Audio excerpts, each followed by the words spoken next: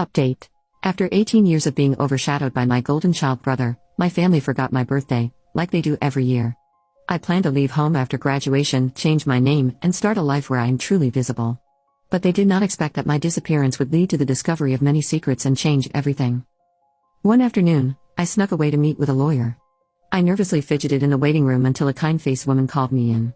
"So, Emma, you're interested in changing your name?" "Yes, ma'am. I want a fresh start." She explained the process, the paperwork, the waiting period. It was complicated, but I was determined. "And your parents? They're on board with this?" I swallowed hard. "They don't know. I'm 18 now, so I don't need their permission, right?" She gave me a long look but nodded. "That's correct. Just be sure this is what you want." I left with a stack of forms and a sense of purpose. Emma Sinclair, my new name, my new life. The next hurdle was setting up a separate bank account. I turned to the one person I knew I could trust, Grandma Martha. "Sweetie, are you sure about this?" she asked as we sat in her cozy living room. "I've never been more sure of anything, Grandma. I can't stay there anymore." She sighed, patting my hand. "I understand. Your parents, they've made their choices. I'll help you set up the account." With Grandma's help, I opened a new account under my soon-to-be legal name. It felt like the first real step toward freedom. Back at home, I started secretly packing. Each night, I'd select a few items to stash in my go bag hidden in the back of my closet: clothes, photos, my journal, anything I couldn't bear to leave behind. Speaking of my journal, I had a rude awakening one day when I overheard my mom on the phone. "Can you believe it, Sharon? I was cleaning Emma's room and found her diary. Apparently, she's been feeling neglected. Kids these days are so sensitive." My blood ran cold. They'd invaded my privacy, read my most personal thoughts, and still didn't get it. Final update. That night, I created a decoy diary filled with mundane entries. The real one went straight into my go bag. As the days ticked by, I finalized my college plans. I'd been accepted to a school across the country, far enough that surprise visits would be unlikely. Zoe was a constant source of support, helping me navigate the practical and emotional challenges. "You are sure about this, Em?" she asked one day as we grabbed coffee. "I have to do this, Zoe, for my own sanity." She nodded, eyes glistening.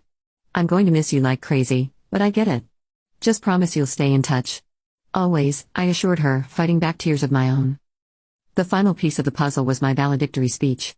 As I sat at my desk staring at the blank page, I realized this was my chance to say everything I'd been holding back for years. I began to write, pouring my heart onto the page. By the time I finished, I knew this wasn't just a speech, it was my declaration of independence. Graduation day arrived, and with it a storm of emotions. I stood backstage, heart pounding, speech clutched in my hands. This was it, the end of one chapter, the beginning of another. As I stepped up to the podium, I scanned the audience. No surprise, empty seats where my parents should have been. But there was Grandma Martha, beaming with pride, and Zoe, giving me a thumbs up. I took a deep breath and began.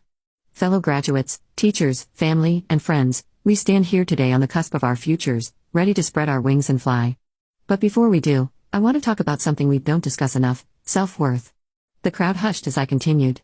For years, I believed my value was determined by others, that if I wasn't seen, I didn't matter. But I've learned that true worth comes from within. It's not about who remembers your birthday or attends your games, it's about how you treat yourself and others. I could see some parents shifting uncomfortably. Good to those who feel invisible, know this: you are seen, you are valued, and you have the power to create your own family, one built on love and respect. As I finished, the auditorium erupted in applause.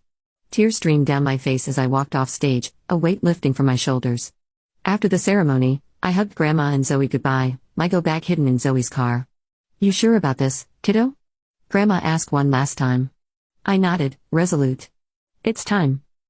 With one last look at my old life, I slipped away, leaving only a note on my bed.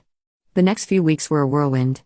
I moved into my dorm, started summer classes, and officially became Emma Sinclair. It felt like I could finally breathe. Meanwhile, back home, chaos erupted. Zoe kept me updated. You won't believe this. Your parents are freaking out. They've got missing person posters all over town." I snorted. "Now they notice I'm gone?" But the story didn't end there.